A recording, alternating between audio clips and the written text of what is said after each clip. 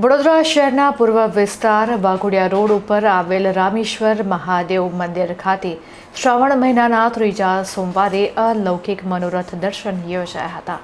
પવિત્ર શ્રાવણ માસના ત્રીજા સોમવારે કુબેર યંત્રના દિવ્ય અલૌકિક મનોરથ દર્શન, મહાઆરતી અને શિવ મહિમના સ્તોત્ર પાઠ ત્રિવેણી સંગમ કાર્યક્રમનું આયોજન કરવામાં આવ્યું હતું। મનોરથી પ્રણવ ત્રિવેદીના સહયોગથી આ ભક્તિસભર કાર્યક્રમ યોજાયો। દર્શન, મહાઆરતી અને શિવ મહિમના નિમિત્તે શિવ ભક્ત શ્રદ્ધાળુઓની ભારે ભીડ જોવા મળી હતી। હર હર મહાદેવના નાદથી મંદિર પરિસર ગુંજી ઉઠ્યો હતો, ત્યારે ભક્તિમય વાતાવરણ જોવા મળ્યું હતું।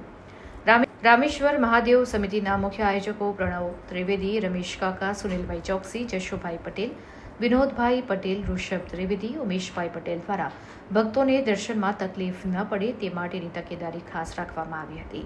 મંદિરના પૂજારી દ્વારા પવિત્ર શ્રાવણ માસ નિમિત્તે પ્રભુને અવનવા શણગારનો ઓપ આપીને અલૌકિક દર્શન યોજાઈ રહ્યા છે।